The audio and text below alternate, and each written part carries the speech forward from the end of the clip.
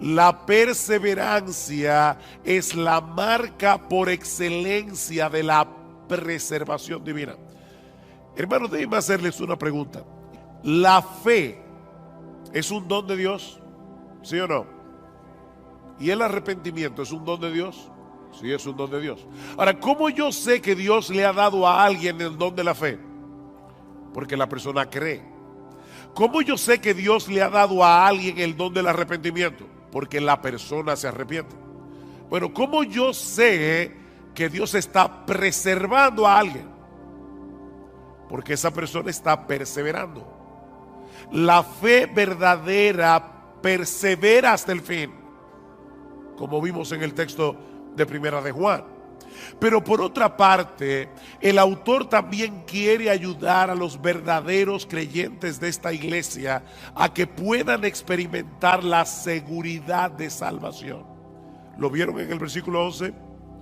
Que muestre la misma solicitud hasta el fin para alcanzar la plena seguridad de la esperanza. Que puedan estar seguros de que son salvos.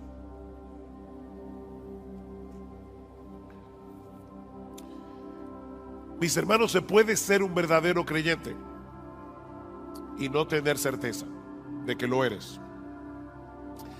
La seguridad de salvación no la tienen todos los cristianos. ¿Oyeron eso? O deben ponerlo de otra manera. La inseguridad de salvación no es una prueba de que no somos cristianos. Hay muchos creyentes que van a llegar inseguros al cielo. Y hay muchos impíos que van a llegar seguros al infierno, creyendo que son creyentes. No todo el que me dice Señor, Señor, entrará en el reino de los cielos, sino el que hace la voluntad de mi Padre que está en los cielos. Así que la seguridad de salvación no es necesaria para ser salvo. Sin embargo, cuando un creyente no puede estar seguro de su salvación, no podrá disfrutar plenamente de la bendición de ser salvo.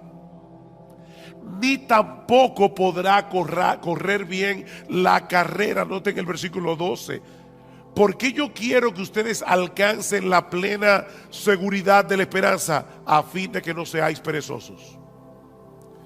El estar seguro te mueve a no ser perezoso. ¿Cómo podremos entonces obtener una plena certeza de nuestra salvación? ¿O cómo vamos a poder seguir avanzando hacia la madurez en nuestras vidas cristianas, de tal manera que podamos ser cada vez más útiles para el reino de Dios? En el versículo 12 nos dice dos cosas al respecto. La primera es que debemos seguir siendo diligentes en el cuidado de nuestras almas. Debemos ser diligentes en el cuidado de nuestras almas. Versículo 12.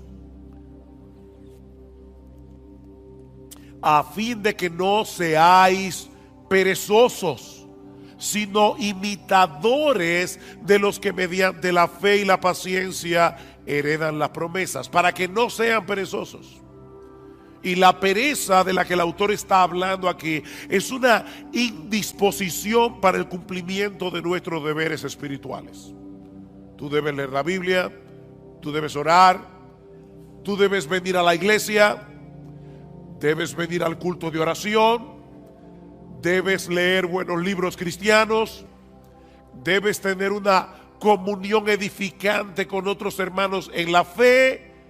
Esos son nuestros deberes espirituales, pero el perezoso, aunque lo sabe, no lo hace. Dice Salomón en Proverbios 26:13 que el perezoso siempre encuentra una excusa para dejar de hacer lo que tiene que hacer. El perezoso dice: hay un león en el camino, hay un león en medio de la plaza. Imagínense ustedes, yo quiero salir a trabajar, pero hay un león fuera de la puerta de mi casa. Así que prefiero quedarme aquí seguro. O dice en Proverbios 15:19 que el camino del perezoso es como un seto de espinos. Él tiene un deber que cumplir, pero magnifica de tal manera los obstáculos que tiene por delante que termina dejando el asunto para otro momento. Y es interesante porque no es que el perezoso no desee estar en una mejor condición espiritual. No, de hecho en Proverbios 13:4 dice que el alma del perezoso desea, pero nada alcanza. Él desea, pero nada alcanza. Le dije que me iban a ver bebiendo agua hoy.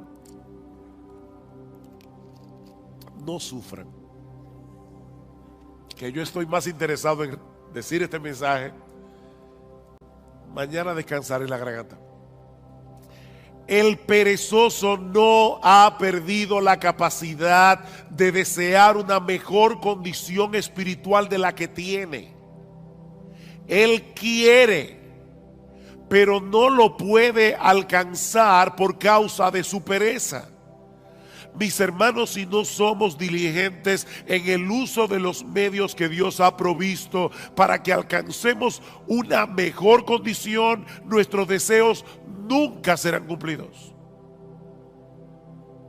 ¿Qué debemos hacer entonces?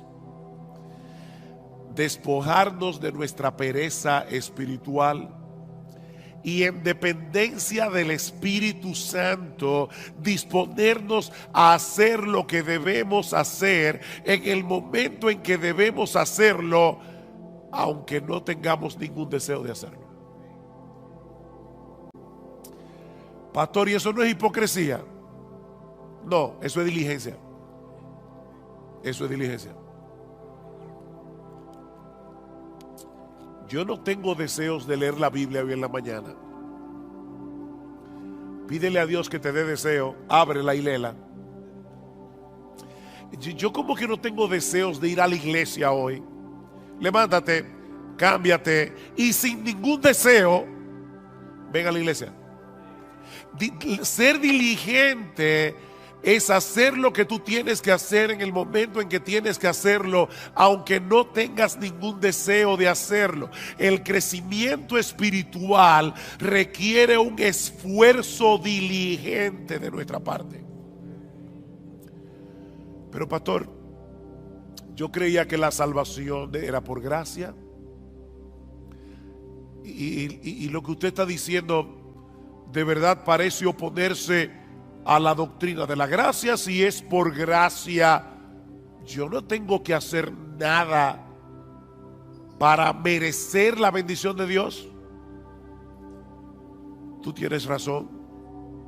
Si es por gracia, no es por mérito. La gracia se opone al mérito, pero no se opone al esfuerzo. De hecho, Pablo le dice a Timoteo en 2 Timoteo capítulo 2, Timoteo, esfuérzate en la gracia. Esfuérzate en la gracia. La gracia se opone a nuestros méritos. La gracia no se opone a nuestro esfuerzo. Es en el contexto de nuestra diligencia que podemos disfrutar de la bendición de Dios. No porque ese esfuerzo nos haga merecer que Dios nos bendiga, sino porque Dios ha decretado que seamos bendecidos siendo nosotros diligentes, usando los medios de gracia, la lectura regular de la palabra, la vida de oración privada y corporativa, congregarnos con el pueblo de Dios en el día del Señor, participar de la Santa Cena como haremos esta noche, leer buenos libros cristianos. Dios ha decretado fortalecer nuestra salud espiritual haciendo uso de esos medios. Pero el hecho de esforzarnos por hacer esas cosas no nos hacen merecedores de nada. Porque esa diligencia es impulsada en nosotros de pura gracia en una forma misteriosa que nunca vamos a poder entender. ¿Qué dice Pablo? Por tanto, amados míos, como siempre habéis obedecido, no como en mi presencia solamente, sino mucho más ahora en mi ausencia, ocupaos en vuestra salvación con temor y con temblor, porque Dios es el que produce en vosotros así el querer como el hacer por su buena voluntad. ¿Quién produce el querer y el hacer? Dios lo produce. ¿Quién es el que tiene que ocuparse en su salvación? Tú y yo debemos ocuparnos en nuestra salvación. La obra de Dios nos impulsa a obrar. Y precisamente por eso Él se lleva toda la gloria en nuestro esfuerzo.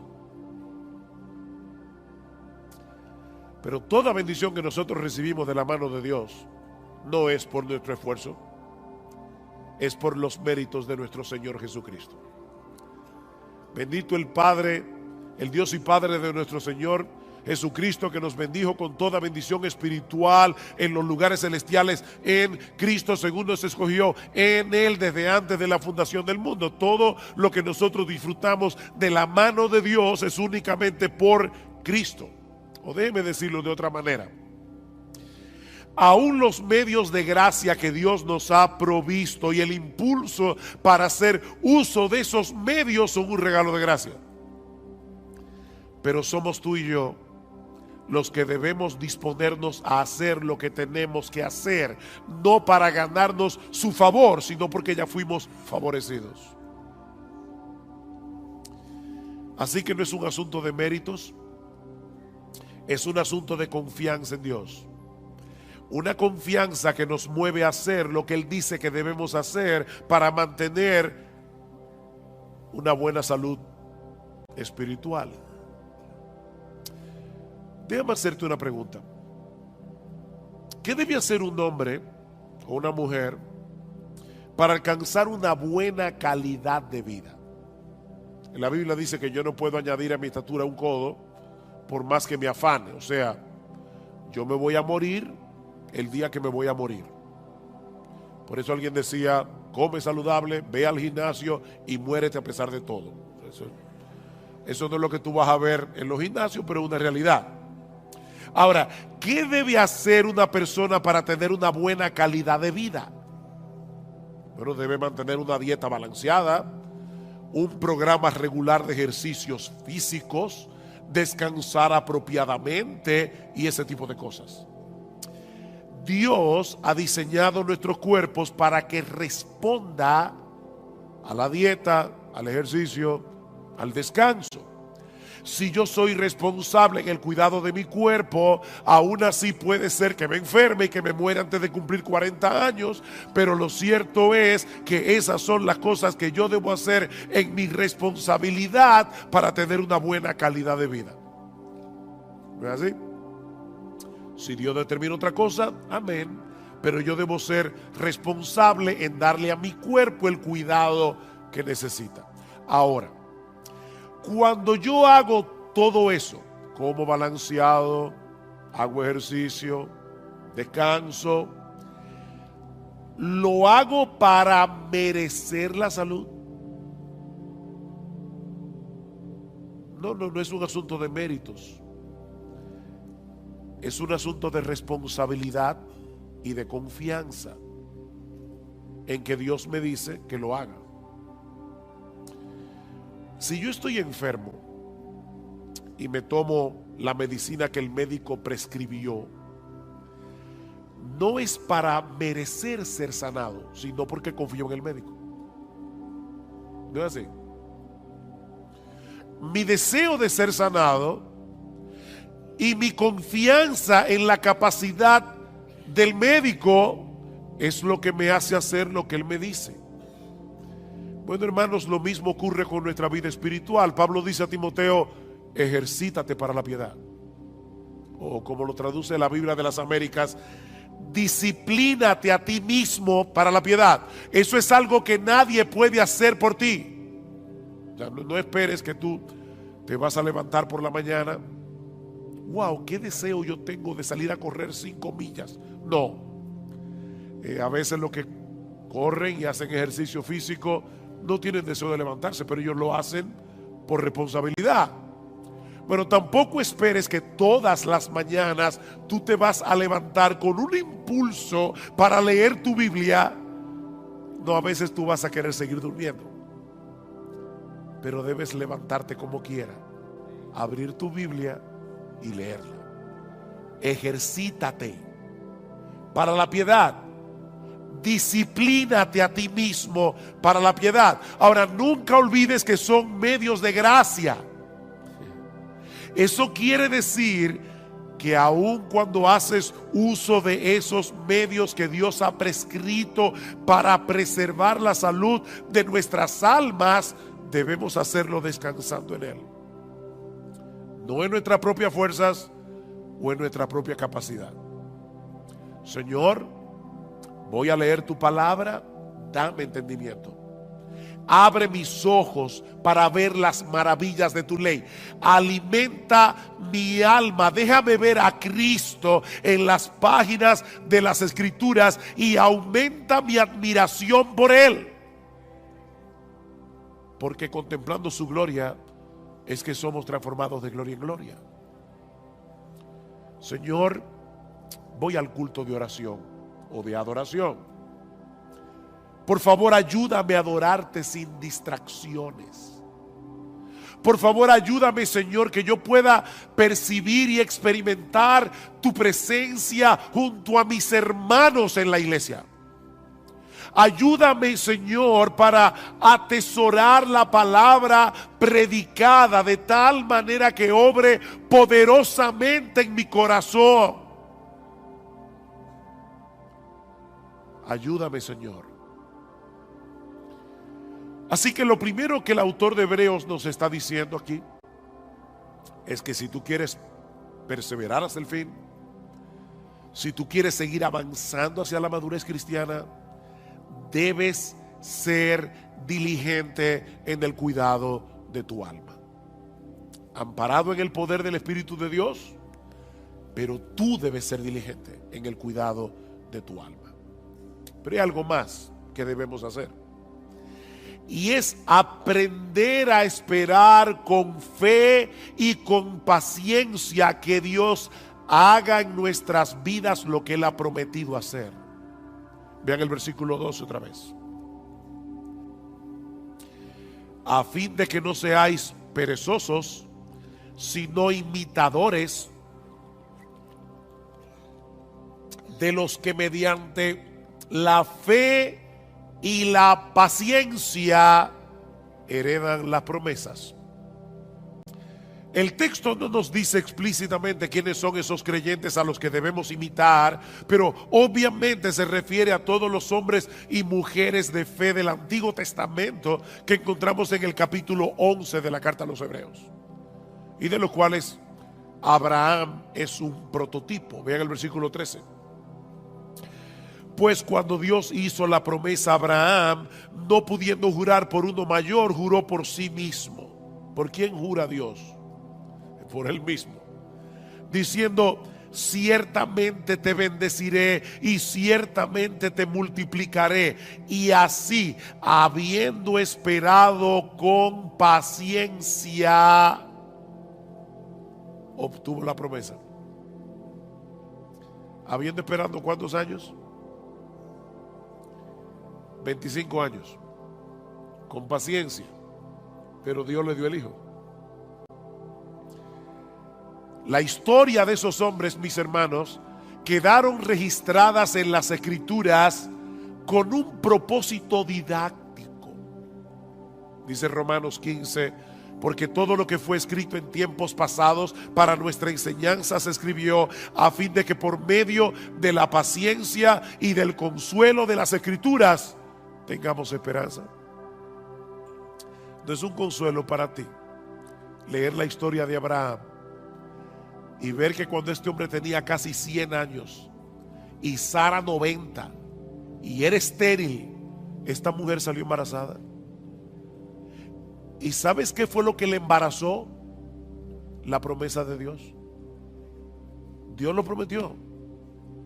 Y cuando Dios promete algo, Él lo hará en su tiempo, pero Él lo hará. El Espíritu Santo inspiró a los autores de las Escrituras para que dejaran un registro de las historias de estos hombres y mujeres del pasado que se aferraron a las promesas de Dios con fe y con paciencia, aún en medio de circunstancias muy difíciles. Y Dios quiere que imitemos a esos hombres que supieron esperar paciente y confiadamente en el cumplimiento de las promesas. La fe nos capacita para confiar en el poder y en la buena disposición de Dios para concedernos lo que Él nos ha prometido, pero la paciencia nos permite esperar que Él lo haga en su tiempo, no en el nuestro. Fe y paciencia. Mis hermanos, la clave para perseverar hasta el fin no es creer, es seguir creyendo.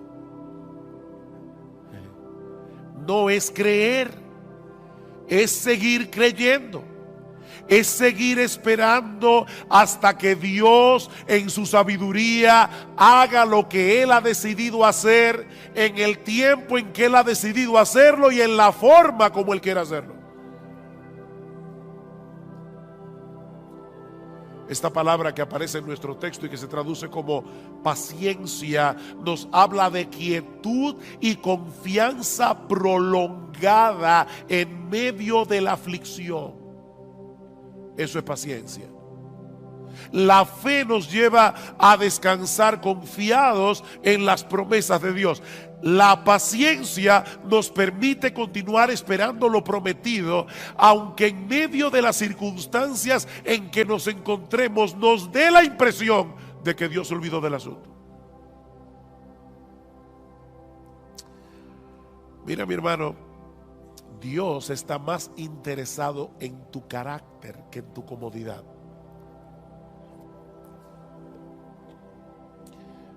Él quiere llevarte a depender más de Él, a que tú entiendas cuánto lo necesitas. Si tú llamas una vez y no se te abre, y llamas otra vez y no se te abre, y vuelves a llamar y no se te abre, y por eso dejas de llamar, puede ser que todavía tú no hayas entendido cuánto tú necesitas la bendición de Dios. Eso quiere decir que tu fe necesita ser fortalecida. ¿Y sabes cuál es la lagartija que fortalece la fe? Yo no sé cómo le llamarán ese ejercicio en otra parte de América Latina, pero los push-ups, no sé cómo decirle. ¿Sabes cuál es el ejercicio que fortalece la fe? Seguir esperando a la promesa de Dios. Esperar fortalece la fe. Dice en Romanos 8:24 que fuimos salvados en esperanza, pero la esperanza que se ve no es esperanza. Pues, ¿por qué esperar lo que uno ve? O como lo dice en otra versión, ¿quién espera lo que ya tiene? Es en la espera que se fortalece nuestra fe. Aquellos que han sabido unir la fe con la paciencia seguirán llamando y seguirán llamando y seguirán llamando hasta que le abran la puerta. Dice el salmista en el Salmo 123: a ti levanto mis ojos, oh tú que reinas en los cielos. He aquí como los ojos de los siervos miran a la mano de su Señor, como los ojos de la sierva a la mano de su señora. Así nuestros ojos miran al Señor hasta que se apiade de nosotros. ¿Por cuánto tiempo? Hasta que se apiade. Salmo 130: espero en el Señor, En Él espera mi alma y en su palabra tengo mi esperanza. Mi alma espera al Señor más que los centinelas a la mañana. Sí, más que los centinelas a la mañana. ¿Te das cuenta, mi hermano, la insistencia de la Biblia en el hecho de esperar? Si no aprendes a esperar, vivirás frustrado. Te vas a frustrar con Dios, porque el horario de Dios casi nunca encaja con nuestras expectativas. Te vas a frustrar. Dios pudo hacer el mundo en un segundo, pero lo hizo en 6 días. Y dice que al principio la tierra estaba desordenada y vacía, y Dios la fue trabajando poco a poco, poblando la tierra hasta hacerla productiva. Dios hace las cosas en su tiempo. Mi hermanos, no es como a nosotros nos parece mejor, sino es como Él sabe que es lo mejor. Ustedes recuerdan cuando Elías le oró a Dios. Había una sequía de 3 años y medio. Y el Señor no envió la lluvia de inmediato. Elías le dice a su criado: ve a ver si tú ves algo en el cielo. El criado regresó diciendo: yo no veo nada. Vuelve otra vez. Nada. Vuelve otra vez. Nada. Vuelve otra vez. ¿Saben cuántas veces volvió el criado? 7 veces. Oigan, hay que tener paciencia. En este caso del criado con Elías. Pero ya no te dije que no hay nada. Ve otra vez. Finalmente el criado llega y le dice: veo una pequeña nube como la palma de un hombre que sube del mar. Cuando Gloria y yo fuimos a visitar a nuestra hija en Medio Oriente, aquel lugar es desértico, casi nunca llueve. De hecho, desde abril hasta noviembre no hay nubes en el cielo, nunca, nada de nubes, ni una sola. Ahora imagínate en ese desierto que alguien vea una nube del tamaño de la palma de una mano que está subiendo del mar y dice: ay, parece que va a llover.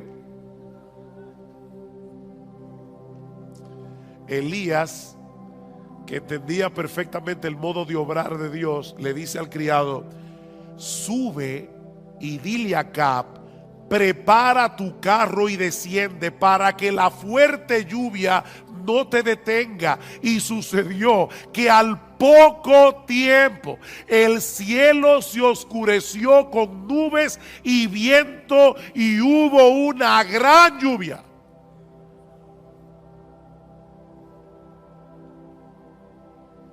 Dios tiene su forma de obrar. Él desea moldear nuestro carácter.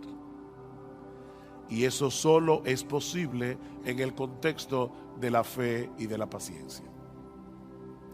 Tenemos un problema, deseamos ser atendidos de inmediato, entendemos que el asunto es urgente. ¿Y saben lo que hace Dios? Dios mueve las cosas de tal manera que todo el mundo esté ocupado y que nadie te pueda atender. ¿Te ha pasado?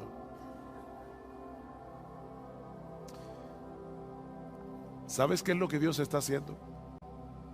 Enseñándote a esperar con fe y con paciencia. Tu mayor problema no es que te atiendan. Tu mayor problema es tu falta de fe. Y Dios está moldeando tu carácter.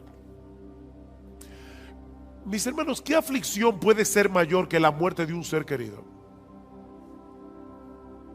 Pero cuando Marta y María mandaron a llamar a Jesús porque Lázaro estaba enfermo, el Señor ni se apresuró.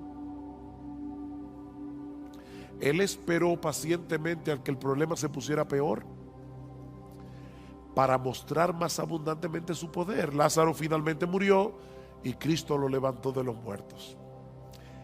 Y en el proceso le enseñó a Marta y a María a esperar con fe y con paciencia. La hija de Jairo, cuando este hombre acudió a Cristo, su hija aún vivía, pero el Señor otra vez se entretuvo en el camino tratando otro caso, el de la mujer que tenía flujo de sangre. Y ustedes saben lo que sucedió. La niña muere y Cristo de nuevo la levanta de los muertos. Estas historias están en la Biblia, mis hermanos, para enseñarnos algo. Cristo dejó que esa niña muriera para que nosotros aprendiéramos a tener fe y paciencia. A veces va a parecernos que el Señor no nos está haciendo caso. ¿Recuerdan la mujer sirofenicia? Señor, ten misericordia de mí, mi hija está posesa por un demonio, y Cristo ni le escucha. Los apóstoles vienen. Por favor, Señor, haz algo para que esta mujer nos deje tranquilos. No es correcto quitarle el pan de los hijos para dárselo a los perrillos. Yo vine primero a los perdidos de la casa de Israel. Y esta mujer le dice: sí, Señor, pero aún los perrillos comen de las migajas que caen de la mesa de sus amos. Y Cristo le dice: mujer, por causa de tu fe, lo que tú quieres te será hecho. Y dice que su hija fue sanada en aquella misma hora. Esta mujer no desmayó, y por medio de la fe y de la paciencia obtuvo la bendición que deseaba. He aquí entonces, mis hermanos, la metodología divina para seguir avanzando en nuestras vidas cristianas y llegar a experimentar seguridad de salvación. Debemos ser diligentes en el cuidado de nuestras almas y ser imitadores de aquellos que por la fe y la paciencia heredaron las promesas. Dios nos ha dado promesas ciertísimas en su palabra, incluyendo el hecho de que Él ha de guardarnos en Cristo hasta el día en que estemos en su presencia en cuerpos glorificados, contemplando y deleitándonos en su gloria por los siglos de los siglos. Él lo ha prometido y Él lo hará.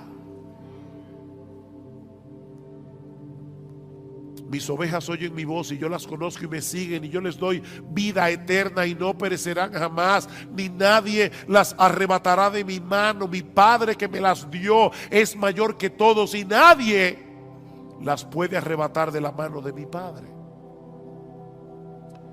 Si esperamos en las promesas de Dios con fe y con paciencia, tendremos el combustible necesario para energizar nuestra diligencia en el cuidado de nuestras almas. Recuerden lo que dice el autor de la carta a los Hebreos: deseamos que cada uno de vosotros muestre la misma solicitud hasta el fin. ¿Para qué? Para que tengan seguridad de salvación. ¿Para qué? Para que no seáis perezosos. Para que no seáis perezosos. Las promesas de Dios son las que le dan contenido a nuestra fe.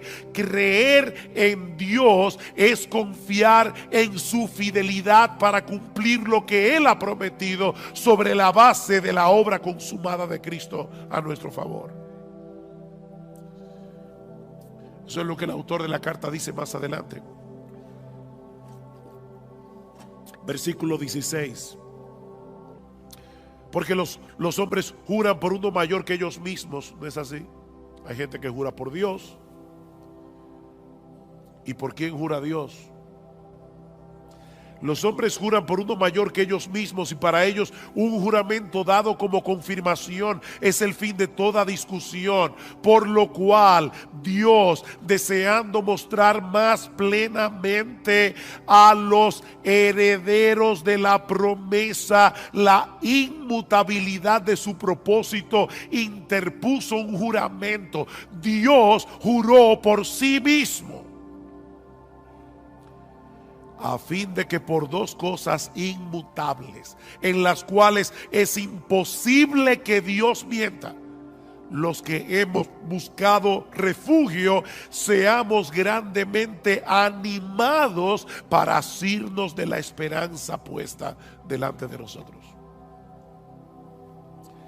Seamos fuertemente, grandemente animados, la cual tenemos como ancla del alma, una esperanza segura y firme, y que penetra hasta detrás del velo, donde Jesús entró por nosotros como precursor. ¿Recuerdan cuando el sumo sacerdote entraba al lugar santísimo con la sangre del animal y rociaba el propiciatorio? Bueno, allí entró Jesús con su sangre para decirle a su Padre y a los ángeles: yo derramé mi sangre por este hijo mío. La justicia de Dios ya está satisfecha. Es imposible que Él termine en otro lugar que no sea en mi presencia. Aférrate a esa promesa. Aférrate a esa promesa. Mira, mi hermano, en la misma medida en que seamos capaces de esperar con fe y con paciencia en las promesas de Dios, en esa misma medida seremos capaces de poner toda diligencia en el cuidado de nuestras almas. Eso es lo que dice Pedro al inicio de su segunda carta. Recuerdan, y voy a leer la Biblia de la Reina Valera. Dice: como todas las cosas que pertenecen a la vida y a la piedad nos han sido dadas por su divino poder, mediante el conocimiento de aquel que nos llamó por su gloria y excelencia, por medio de las cuales nos ha dado preciosas y grandísimas promesas, para que por ellas llegaseis a ser participantes de la naturaleza divina, habiendo huido de la corrupción que hay en el mundo a causa de la concupiscencia. Por esto mismo, poned toda diligencia en añadir a vuestra fe virtud, a la virtud conocimiento, etcétera, etcétera. Este es un texto muy denso, pero mis hermanos, lo que Pedro está diciendo es básicamente esto: todo lo que tú necesitas para tu vida cristiana, todo lo que tú necesitas para seguir avanzando hacia la piedad, ya Dios te lo dio por su divino poder. Eso es parte del paquete de la salvación. No nos falta absolutamente nada para nuestra vida cristiana y para la piedad. Ya lo tienes por su divino poder. Ahora, ¿cómo fue que Dios nos concedió todo lo que necesitamos para la vida y para la piedad? Mediante el conocimiento de aquel que nos llamó por su gloria y excelencia. ¿No le suena raro eso? Aquel que nos llamó por su gloria y excelencia. ¿Cómo Dios llama por su gloria y excelencia? Muy fácil. Dios abrió los ojos de nuestro entendimiento para que pudiéramos ser capaces de ver con deleite la gloria y las excelencias de Jesús, lo que lo hacen a Él el ser más hermoso, el ser más deleitoso de todo el universo. Y de esa manera Dios nos atrajo a Jesús por su gloria y excelencia.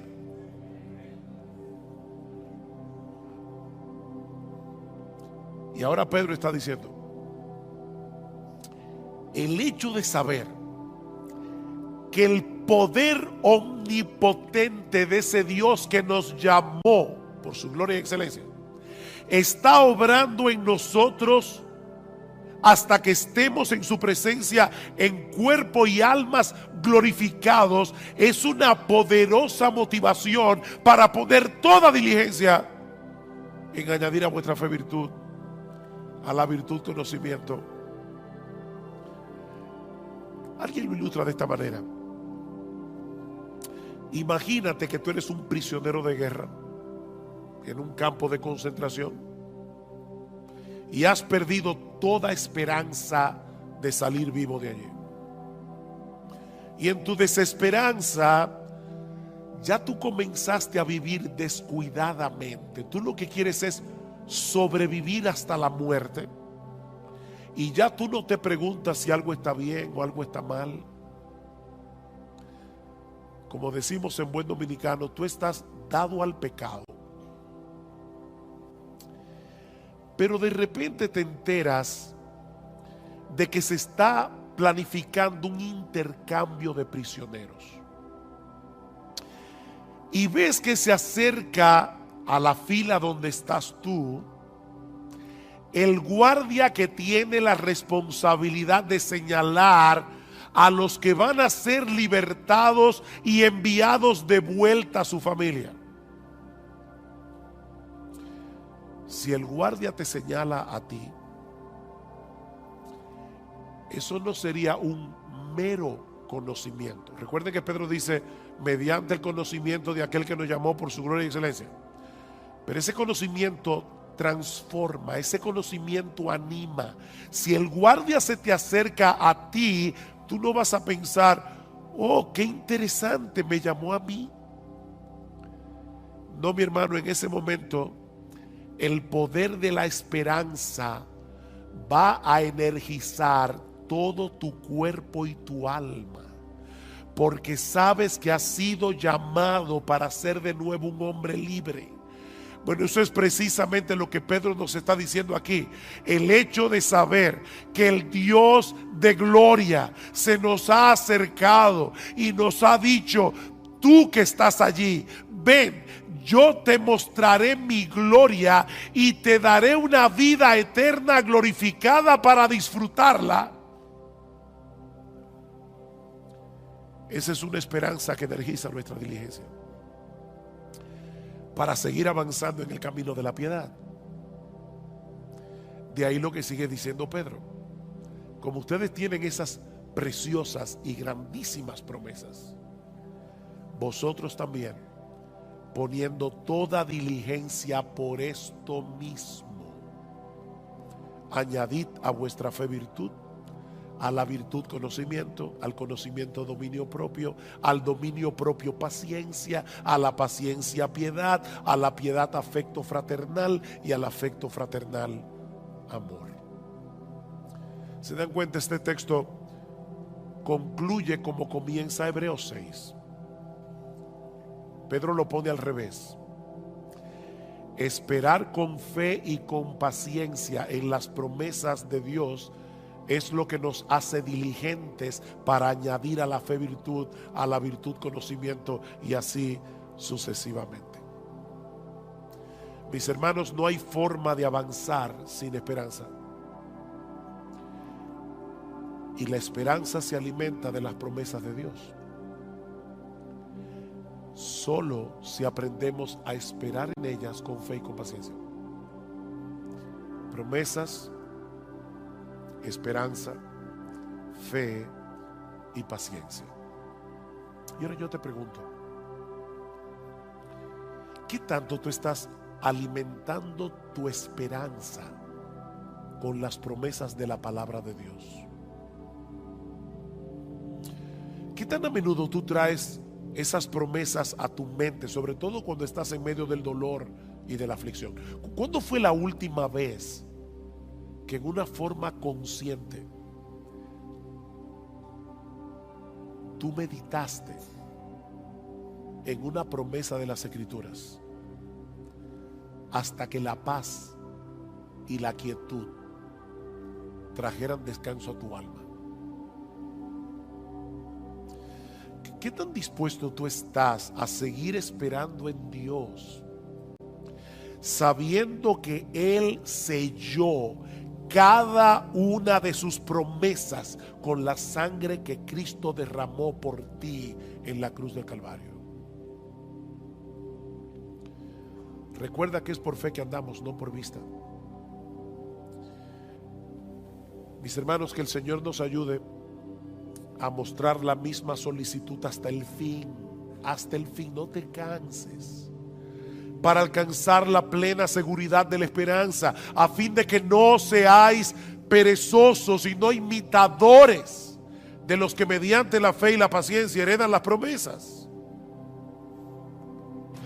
Desde el principio de la historia de la redención, vemos que dentro del Israel nacional, Dios tiene un Israel espiritual escogido por gracia. Vean otra vez Romanos capítulo 9, versículo 6. Pero no es que la palabra de Dios haya fallado, porque no todos los descendientes de Israel son Israel, ni son todos hijos por ser descendientes de Abraham.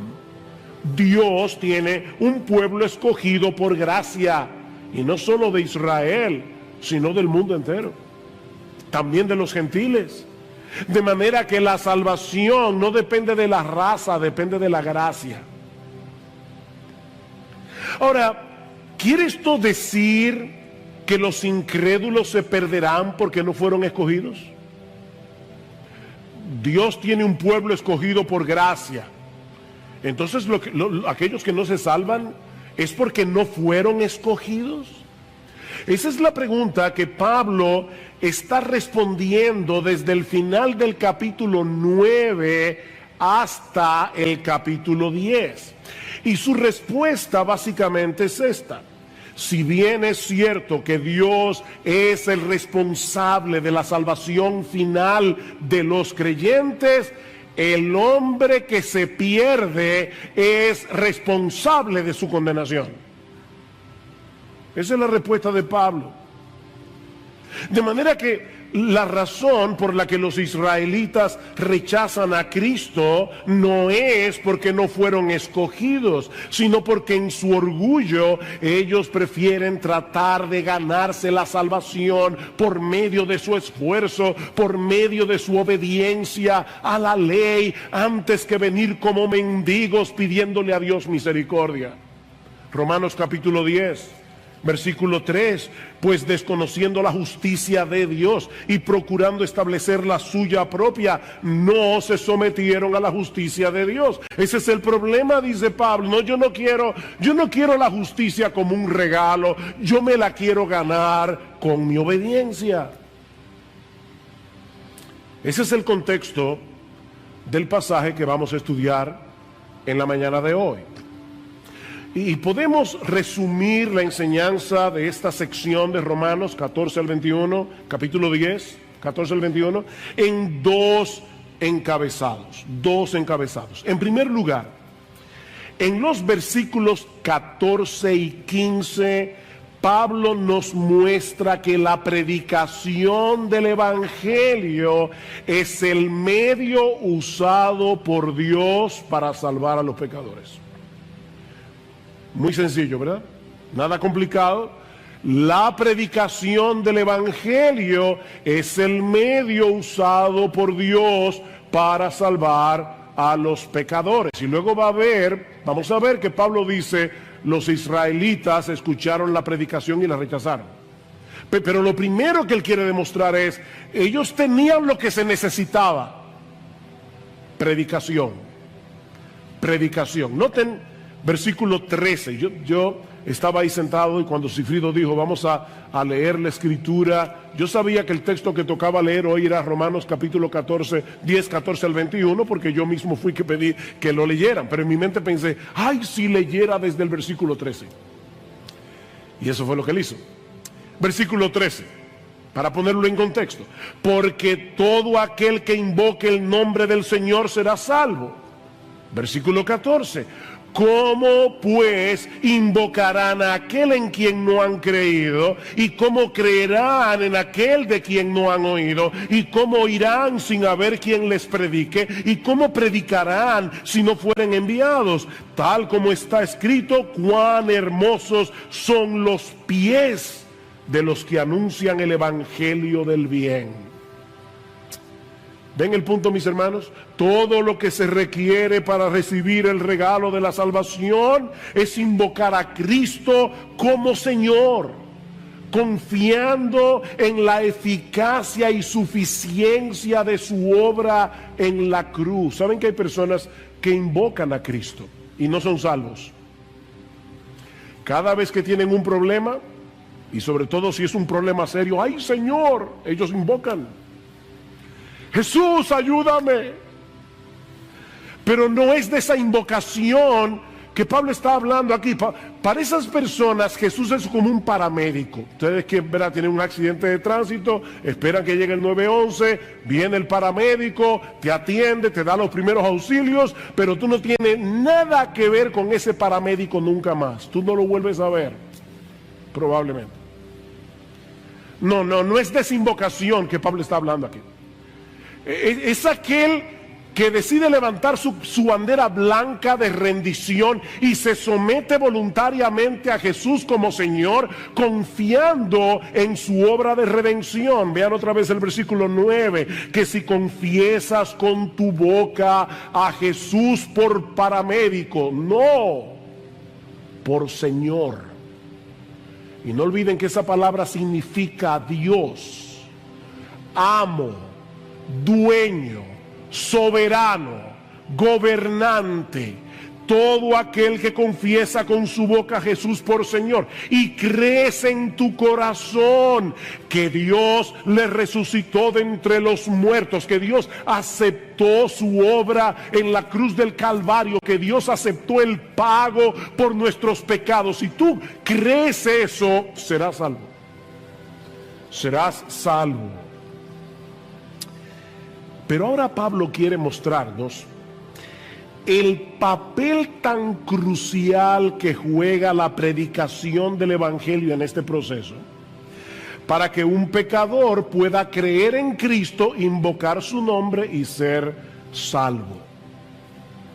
Nadie puede invocar el nombre del Señor a menos que sepa quién es el Señor y lo que Él hizo para salvar a pecadores, y Él crea en esos hechos acerca del Evangelio.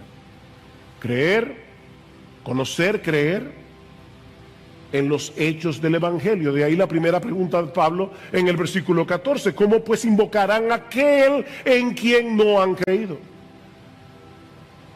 No se puede invocar sin creer. Imagínate que tú estás en un río profundo. Hay algunos ríos aquí en República Dominicana, por lo menos cuando yo era chiquito eran profundos, y a veces se formaban remolinos y una persona fácilmente se podía ahogar.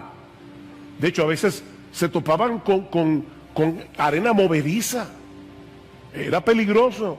Ahora imagínate que tú estás en medio de un río, tú no sabes nadar, el río es hondo, estás en un remolino, te estás ahogando, y así rápidamente tú ves de un lado del río a un niño de 6 años que ayer fue que comenzó su primera clase de natación, y del otro lado a un salvavidas profesional que aparte de todo es tu amigo íntimo. ¿A quién tú vas a clamar pidiendo auxilio? ¿A quién vas a clamar? Antes de invocar el nombre de Jesús y pedirle que te salve, debes creer que Él es Dios, que se hizo hombre, que obedeció la ley de Dios perfectamente desde la cuna hasta la tumba, que siendo inocente murió en una cruz, que fue levantado de la tumba victorioso al tercer día para pagar así y justificarnos de nuestros pecados, y entonces clamarle que te salve. Mira, mi hermano, mi amigo que estás aquí, si no conocemos esos hechos del Evangelio o no creemos en la veracidad histórica de esos hechos, ¿cómo voy a pedirle a Jesús que me libre de la esclavitud y de la condenación del pecado y me conceda como un regalo la vida eterna? ¿Cómo se lo voy a pedir? Hay personas que de verdad yo creo que son bien intencionadas. Quizás tú los has visto, que se colocan en la puerta de un centro comercial y a todo el que pasa por ahí le dice: Dios te ama, Dios te ama. Vuelvo y repito, Probablemente son bien intencionados, pero déjenme decirles que eso no es evangelizar. Eso no es evangelizar. Nadie se va a salvar porque crea que Dios existe. El diablo sabe eso. Dice en Santiago y tiembla.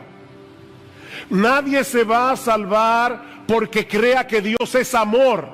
Nadie, óyeme, nadie se va a salvar porque crea que Dios es amor. Necesitamos conocer y creer lo que Él hizo a favor de pecadores por medio de la persona y la obra del Señor Jesucristo para resolver el problema de nuestros pecados sin pasar por alto su justicia. Y no es que hay que ser un teólogo para salvarse, no hay que ser un teólogo. Estas son verdades muy sencillas del Evangelio. Lo que estoy diciendo es que se requiere un conocimiento esencial, un conocimiento fundamental de los hechos del Evangelio para creer, invocar y ser salvo. Somos pecadores. Merecemos el infierno, merecemos la condenación, ser condenados en el tribunal de Dios. Pero el Dios hombre, Jesucristo, pagó por nuestros pecados. ¿Es difícil de entender? De manera que la salvación es por gracia, es por medio de la fe. Porque Dios hizo por medio de Jesucristo todo lo que había que hacer para conceder la salvación como un regalo a todo el que venga clamando por misericordia. ¿Es eso difícil de entender? Pero eso nos lleva de la mano a la siguiente pregunta. Versículo 14. ¿Cómo pues invocarán a aquel en quien no han creído? ¿Y cómo creerán en aquel de quien no han oído? ¿Ven el punto? Ese conocimiento acerca de Jesús, acerca de lo que Él hizo en la cruz del Calvario, no se adquiere por intuición. No es que un día tú te levantaste y dijiste, ven acá, Jesús, ¿qué fue lo que hizo Jesús? Y te pones a razonar y llegas a la conclusión de que Él murió por nuestros pecados. No, eso no pasa así. Nadie llega a ese entendimiento por intuición. Yo necesito oír el Evangelio para entender y creer en el Evangelio. ¿Y cómo vamos a escuchar? Dice Pablo, o por medio de la predicación. Tercera pregunta, ¿y cómo oirán sin haber quien les predique? Ven, yo no necesito un sueño, yo no necesito una visión para saber quién es Cristo, para saber lo que Él hizo para salvarnos. Yo necesito predicación. Ahora bien, hay un detalle extremadamente importante en la segunda pregunta que necesita más observación. Y mira, mi hermano, de verdad, si tú no te acuerdas de nada de este mensaje, pero te acuerdas de esto, yo me iré, medianamente satisfecho. Yo quisiera que tú recordaras todo el sermón, pero me voy a ir bastante satisfecho. Lo que dice la segunda pregunta literalmente es lo siguiente: ¿cómo creerán en quien no han oído? Fíjense que yo sé que nuestras Biblias incluyen acerca de quién no han oído.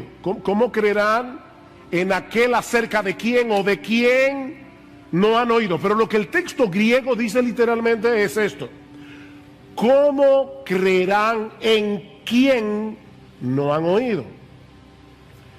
Mis hermanos, lo que voy a decir esto con calma, así tranquilo, para que no nos perdamos.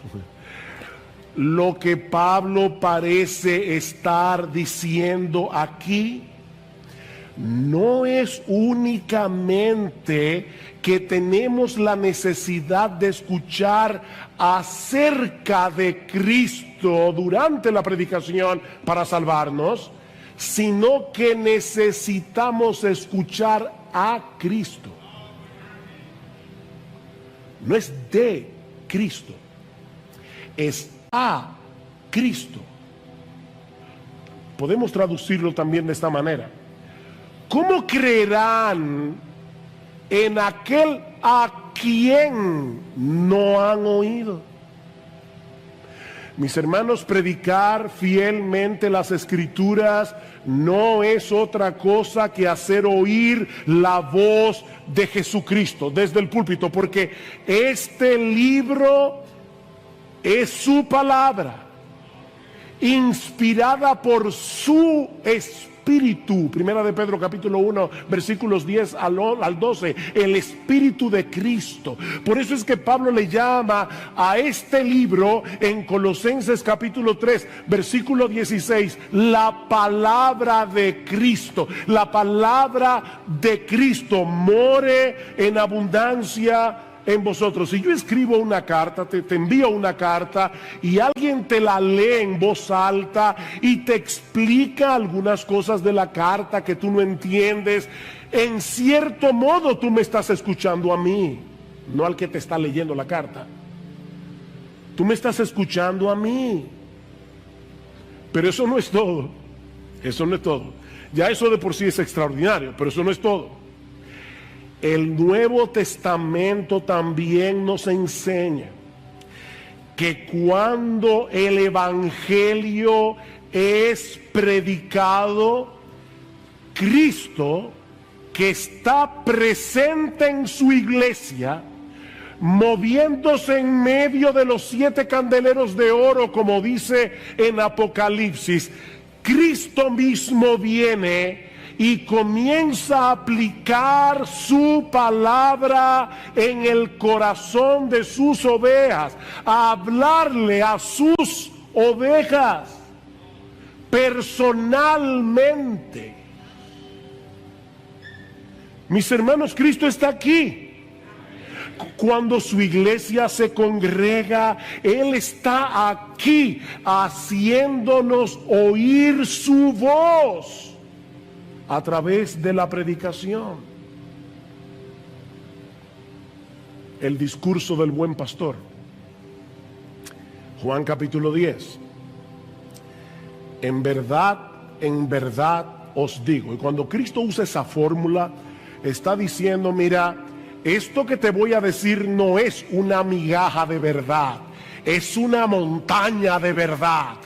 En verdad os digo, el que no entra por la puerta en el redil de las ovejas, sino que sube por otra parte, ese es ladrón y salteador. Pero el que entra por la puerta es el pastor de las ovejas. A este abre el portero y las ovejas oyen su voz. Llama a sus ovejas por nombre. ¿Se oyeron eso? Llama a sus ovejas por nombre y las conduce fuera. Cuando saca todas las suyas, va delante de ellas y las ovejas lo siguen porque conocen su voz. Versículo 16, yo tengo otras ovejas que no son de este redil, a estas también me es necesario traerlas y oirán mi voz y serán un rebaño con un solo pastor. Versículo 27, mis ovejas oyen mi voz y yo las conozco y me siguen. Y la pregunta es, ¿y cómo podemos oír esa voz? Porque Pablo está diciendo, nadie se puede salvar a menos que escuche la voz de Cristo. Pero esa voz no viene directamente desde el cielo, sino a través de la predicación. ¿Y cómo irán? Otra vez el texto nuestro dice, sin haber quien les predique.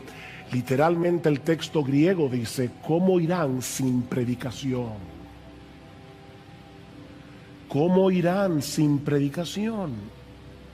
Es a través de la predicación del Evangelio que las ovejas de Cristo escuchan su voz. Es lo mismo que vemos en el capítulo 2 de la carta de Pablo a los Efesios. Pablo, en el versículo 16, dice que Cristo derribó la pared intermedia de separación que había entre judíos y griegos para reconciliar con Dios a los dos en un cuerpo por medio de la cruz. Y ahora escuchen. Y vino y anunció paz a vosotros que estabais lejos y paz a los que estaban cerca. Vino. ¿Y cuándo Cristo fue a Éfeso? Cristo nunca salió de Israel, de los contornos. Lo más lejos que él llegó fue a Sidón y a Tiro, arriba en el norte. ¿Cuándo Cristo estuvo en la ciudad de Éfeso? Escuchen cómo John Stott responde esta pregunta. El mismo Cristo que una vez hizo la paz mediante su cruz, predica la paz mediante sus heraldos, sus predicadores, sus pregoneros.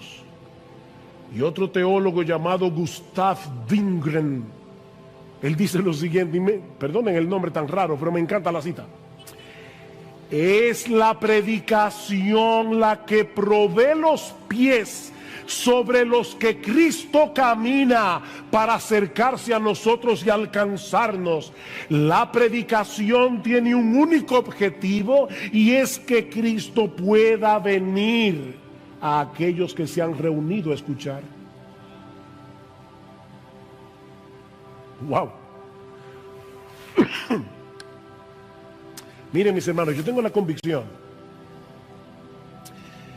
de que los creyentes vendríamos a la iglesia con otra actitud si recordáramos que la predicación de la palabra no es un mero estudio bíblico.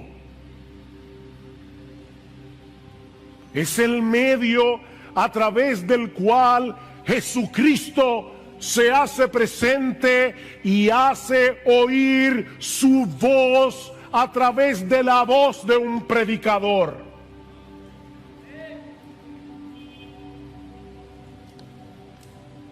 Y así edifica su iglesia y así salva a los perdidos. Mis ovejas oyen mi voz.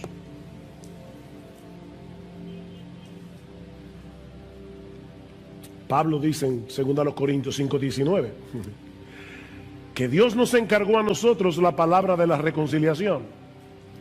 Así que somos embajadores en nombre de Cristo, como si Dios rogase por medio de nosotros, otra vez literalmente, como Dios rogando por medio de nosotros.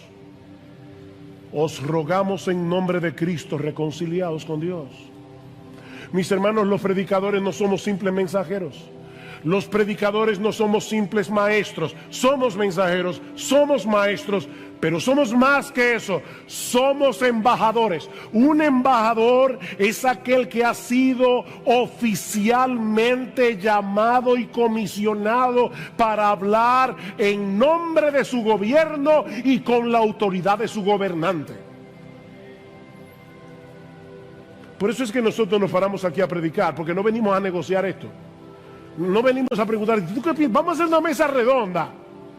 No estamos haciendo ninguna mesa redonda. Estamos aquí como embajadores del Rey de Reyes, del Señor de Señores, diciéndole al mundo, así dice Jehová. Y todo el mundo debe escuchar su voz. No estamos negociando nada. Estamos anunciando algo en nombre de Dios. En nombre de Dios.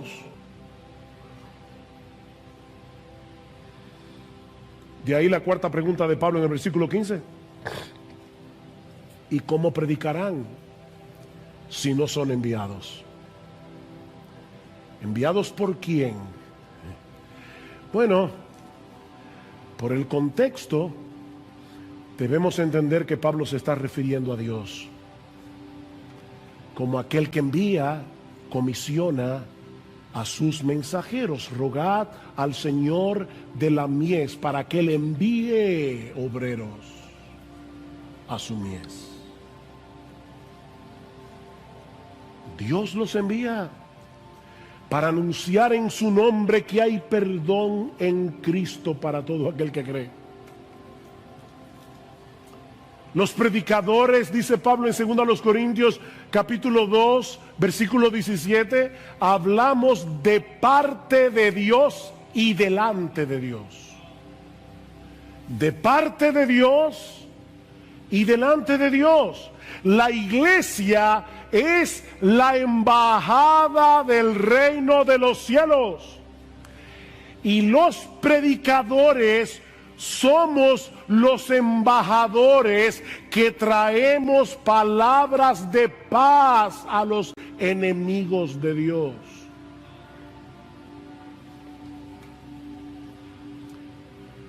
Estamos anunciando que Jesucristo, el Dios encarnado, pagó la deuda de nuestros pecados y que ahora Dios ofrece perdón, reconciliación, vida eterna por medio de Jesucristo para todo aquel que cree. Es por eso que los pies de los que llevan este mensaje al mundo son tan preciosos. Versículo 15. Cuán hermosos, tal como está escrito, cuán hermosos son los pies de los que anuncian el evangelio del bien. Y Pablo está citando aquí un pasaje que se encuentra en Isaías 52. Y otra vez, esas cosas, ¿verdad?, difíciles que yo a veces digo desde el púlpito. Isaías 52 está exactamente antes de Isaías 53. ¿Y de qué habla Isaías 53? Del sufrimiento del siervo de Jehová. Pero escuchen lo que dice el profeta Isaías en el capítulo 52, versículo 6, hablando de lo que iba a ocurrir cuando los israelitas regresaran del exilio babilónico. Por tanto, mi pueblo conocerá mi nombre, así que en aquel día comprenderán que yo soy el que dice: heme aquí. Qué hermosos son sobre los montes los pies del que trae buenas nuevas, del que anuncia la paz, del que trae las buenas nuevas de gozo, del que anuncia la salvación y dice a Sión: tu Dios reina. Qué hermosos son esos pies. Fuimos comisionados por Dios para proclamar el mensaje, el glorioso mensaje de que nuestro Rey Jesús ya venció en la cruz del Calvario, ya está entronado en los cielos a la diestra de Dios el Padre y tiene toda potestad para conferir perdón y vida eterna a todos los que creen en Él invocando su nombre. Cuán hermosos son esos pies.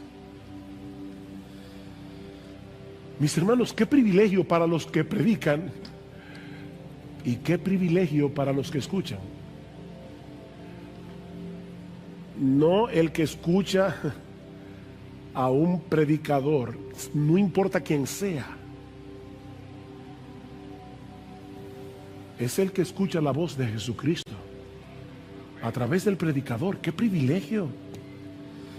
¡Qué privilegio! Dios estableció predicadores para hacer oír a través de ellos la voz del buen pastor. Mi amigo, no esperes ver una visión, no esperes escuchar una voz del cielo. Escucha a sus embajadores.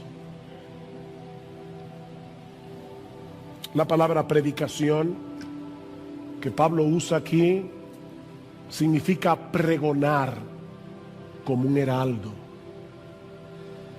Se aplica primariamente, no únicamente, pero primariamente a los hombres que han sido llamados por Dios, comisionados por Dios para predicar públicamente su palabra. Pero ¿saben qué?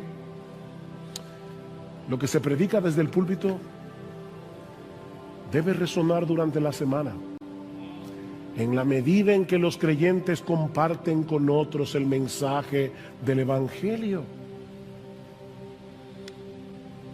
Santificad a Dios el Señor en vuestros corazones, dice Pedro en el capítulo 3, versículo 15. En otras palabras, escucha la voz de Cristo y obedécela. Santifica al Señor en tu corazón. Ahora, cuando tú hagas eso y comiences a moverte en el mundo como un verdadero cristiano, eso va a levantar preguntas.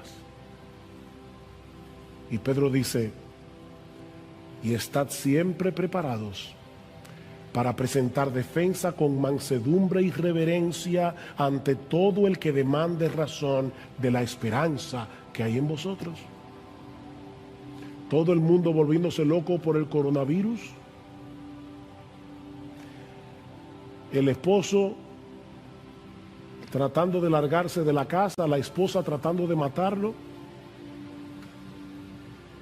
y los vecinos viendo este hogar cristiano y se preguntan, ¿y qué es lo que esta gente tiene? Mis hermanos, nadie va a invocar el nombre de Cristo a menos que crea en Cristo, y nadie puede creer en Cristo a menos que escuche el mensaje del Evangelio. Es por eso que los pies de los que se desplazan para compartir este mensaje son tan hermosos. Mira, mi hermano, mi hermana, déjame decirte algo, sobre todo las hermanas. Es completamente irrelevante si tú eres hermosa. Es completamente irrelevante si tienes una hermosa figura. Dios está mirando tus pies. A Dios le importan tus pies.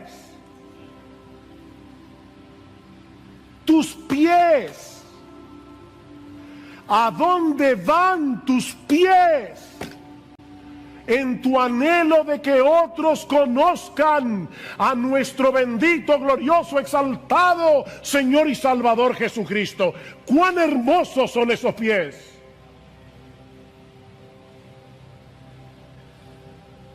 Viene a mi memoria el famoso corredor ateniense Filípides. Cuando Grecia derrotó el imperio persa en la batalla de Maratón, año 490 antes de Cristo, el general Milcíades reclutó a su soldado más veloz, Filípides, para ir a Atenas a dar las buenas nuevas de que ellos habían vencido, de que los persas habían sido derrotados. Y cuenta la historia que Filípides corrió tan rápido los 42 kilómetros que había entre los campos de Maratón y la ciudad de Atenas, que cuando llegó a la ciudad, con su último aliento solo pudo decir, hemos vencido, y ahí cayó muerto.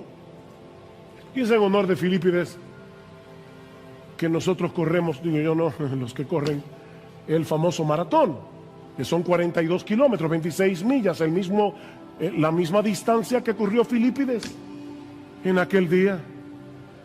Oh mis hermanos, el mensaje que nosotros tenemos que comunicar es infinitamente más importante que el que corredor alguno haya comunicado jamás. Cristo venció en la cruz, el diablo fue derrotado, nuestra deuda fue saldada, completamente saldada, y ahora Dios ofrece en el Evangelio perdón y vida eterna a todo aquel que cree.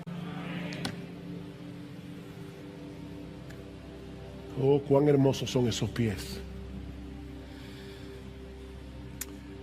Pero ahora viene la segunda parte de la argumentación de Pablo, en los versículos 16 al 21.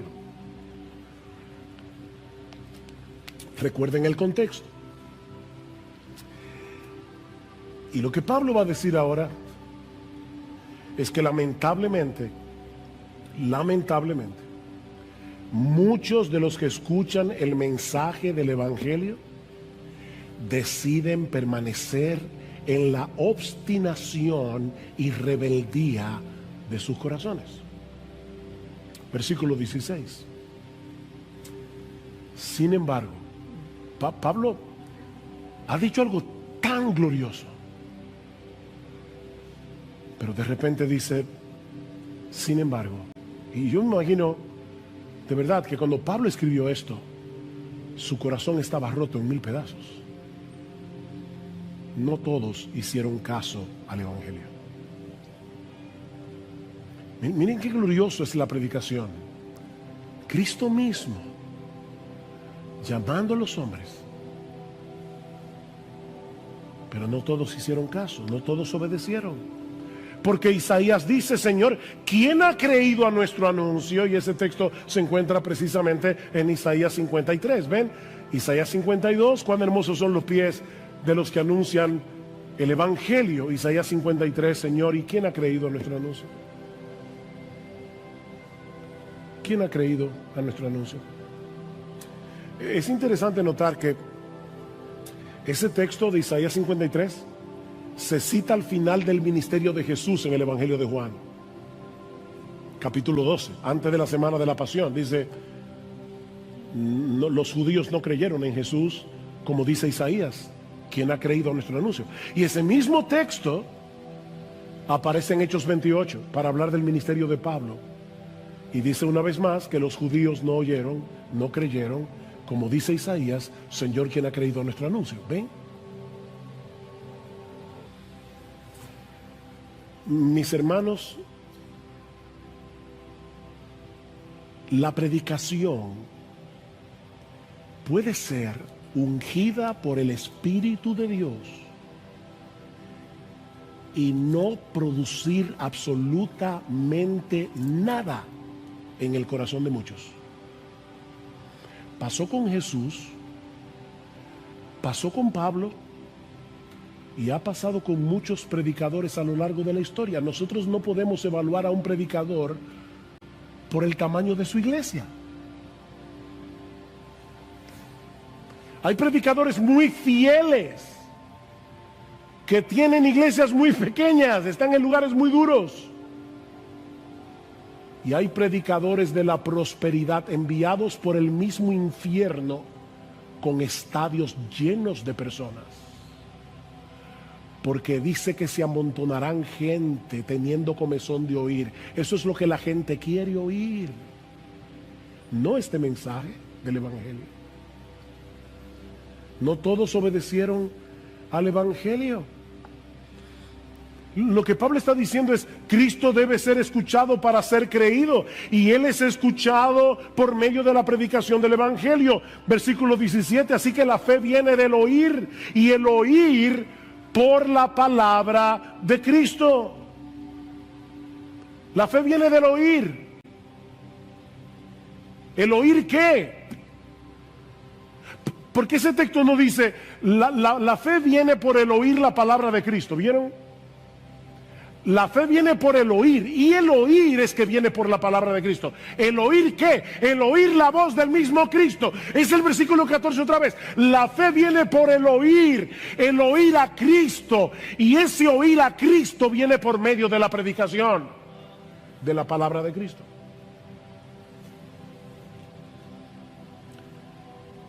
Pero qué triste que muchos que tienen el privilegio de escuchar, y algunos están sentados en esta iglesia y vienen con sus padres domingo tras domingo, tras domingo, tras domingo.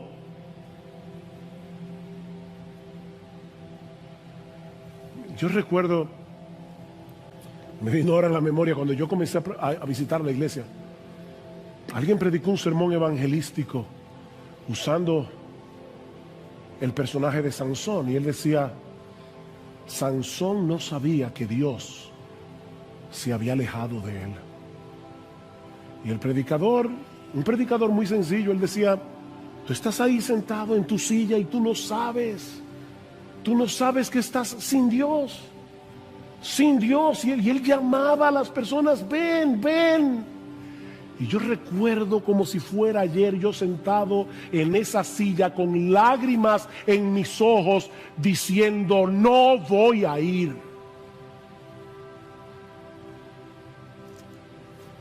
Increíble la dureza de nuestro corazón. ¡Cuánta dureza! Mis hermanos, lo que Pablo está tratando de probar es que el problema de Israel no fue que no tuvieran la oportunidad de escuchar el evangelio, fue que ellos decidieron mantenerse en incredulidad. Vean el versículo 18. Pero yo digo, ¿acaso nunca han oído? Tal vez Pablo es que mira, es que nunca oyeron el evangelio. Y dice Pablo, ciertamente que sí. Por toda la tierra ha salido su voz y hasta los confines del mundo sus palabras. Pablo está citando aquí el Salmo 19, que habla no de la Biblia, sino de la revelación general de Dios en los versículos 1 al 6 y luego de las escrituras a partir del versículo 7. Y Pablo está usando la ilustración del sol que recorre toda la tierra cuando sale por la mañana y luego se pone en el ocaso, y dice: así mismo ha salido la palabra de Dios donde quiera que ha habido una comunidad de judíos en el primer siglo. Dios se encargó de llevarle su palabra.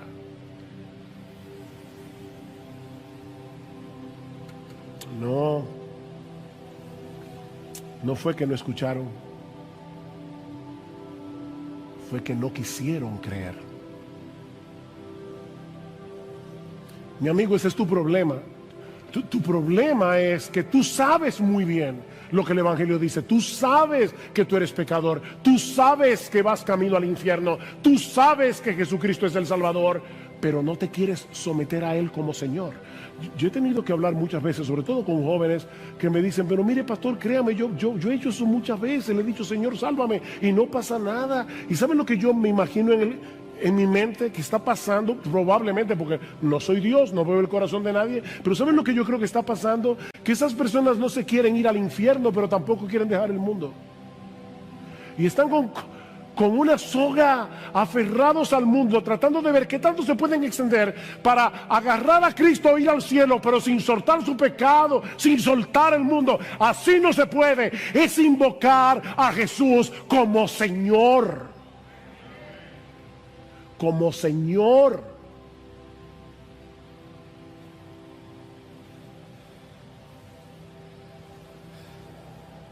Ellos escucharon.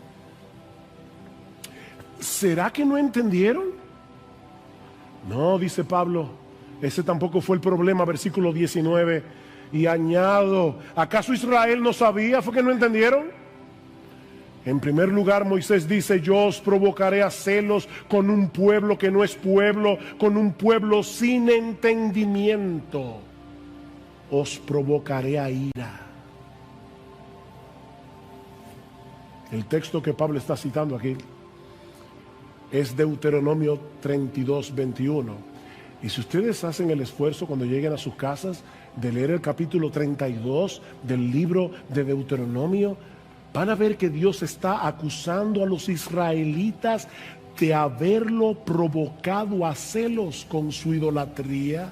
A pesar de todas las obras que él había hecho a favor de su pueblo, ellos me han provocado a celo con lo que no es Dios. Me han irritado con sus ídolos. Yo pues los provocaré a celos con los que no son pueblo. Los irritaré con una nación insensata. Y vamos a ver en el capítulo 11 cómo Dios usa eso para salvar a los judíos. Porque hay judíos que se salvan, pero eso lo veremos más adelante.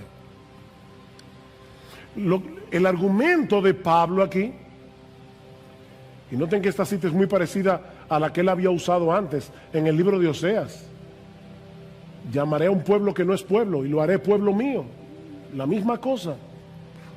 Lo que Pablo está diciendo es al ver la conversión masiva de los gentiles, Israel debió haber reconocido que Dios estaba llevando a cabo lo que de antemano había prometido en sus propias escrituras. ¿Es que no leyeron la Biblia? Versículo 20. E Isaías, otra cita, Moisés, Deuteronomio, ahora Isaías. E Isaías es muy osado y dice: fui hallado por los que no me buscaban, me manifesté a los que no preguntaban por mí. Wow, hermanos, ese texto es tan hermoso. Déjenme leerles, perdonen un momentito más. Déjenme leer el texto tal cual está en Isaías 65, que es de donde Pablo está citando. Me dejé buscar por los que no preguntaban por mí, me dejé hallar por los que no me buscaban. Dije: heme aquí a una nación que no invocaba mi nombre. Wow, o sea, somos nosotros las criaturas que debemos decirle: Señor, heme aquí. Pero Dios es tan bueno que Él condesciende y se aparece a un pueblo gentil que no tenía la Biblia, que no conocía el pacto abrahámico, que no conocía las promesas del Mesías. Y Dios le dice a los gentiles: mírame aquí, heme aquí. ¿Y esos gentiles creyeron? Pablo acaba de cerrar su argumento, porque él comienza con lo mismo en el capítulo 9, versículo 30. ¿Qué diremos entonces? Que los gentiles que no iban tras la justicia alcanzaron justicia, es decir, la justicia que es por fe. Pero Israel, que iba tras una ley de justicia, no alcanzó la ley. ¿Ven el mismo argumento? Versículo 20: fui hallado por los que no me buscaban. Versículo 21: pero en cuanto a Israel, dice, y vuelve a citar a Isaías: todo el día he extendido mis manos a un pueblo desobediente y rebelde. Wow, mis hermanos, Dios se está mostrando aquí como un padre que extiende los brazos a su hijo pródigo, a su hijo extraviado, y le pide que vuelva a casa. Hijo mío, vuelve, hijo mío. Las puertas de tu casa están abiertas de par en par. Serás bienvenido aunque vengas sucio como el hijo pródigo, habiéndote revolcado en el lodo. Ven, hijo mío. ¿Ustedes se imaginan eso? Dios, ven, mi hijo, ven. Pero el hijo decide mantener su actitud desafiante en contra de su padre. ¿Por qué la mayoría de los israelitas rechazaron al Mesías? ¿Porque no fueron elegidos? No, porque no quisieron. ¿Ven el contraste, hermanos, entre Romanos 9 y Romanos 10? En Romanos 9, Pablo enfatiza la elección soberana de Dios en la salvación de los creyentes. A partir del capítulo 9, versículo 30 y hasta el final del capítulo 10, Pablo enfatiza la responsabilidad humana en aquellos que se pierden. No podemos escoger entre una doctrina y la otra. Las dos están en la Biblia. Pero pastor, yo no entiendo, yo tampoco. Pero Dios lo dice. Dios lo dice, y sea Dios veraz y todo hombre mentiroso. Me recuerda al niño aquel que cuando en la escuela dominical, un maestro inconverso lo quiso ridiculizar, le dijo: entonces tú crees que es verdad que una ballena se tragó a Jonás. Sí, profesor, yo lo creo, porque la Biblia lo dice. Y si la Biblia dijera que fue Jonás el que se tragó a la ballena, ¿también lo creería?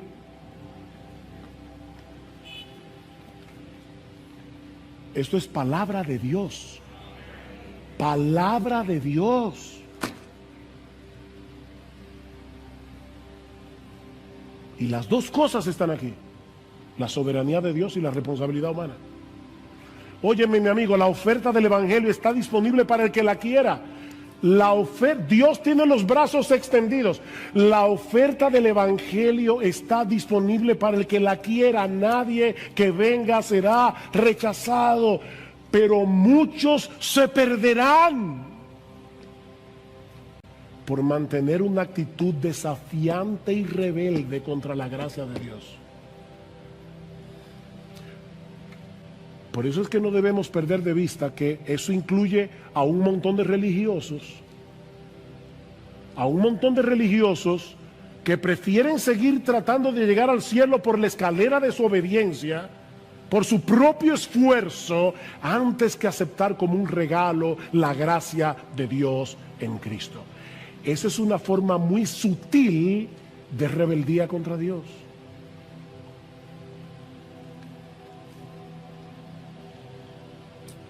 Mis hermanos,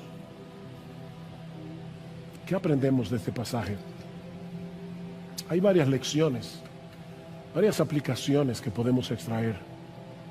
En primer lugar, debemos venir a la iglesia con la expectativa de escuchar y obedecer la voz de Cristo. Mi hermano, mira más allá del predicador. Mira más allá del predicador. Contempla a Cristo mismo hablándole a su pueblo a través de la predicación de su palabra.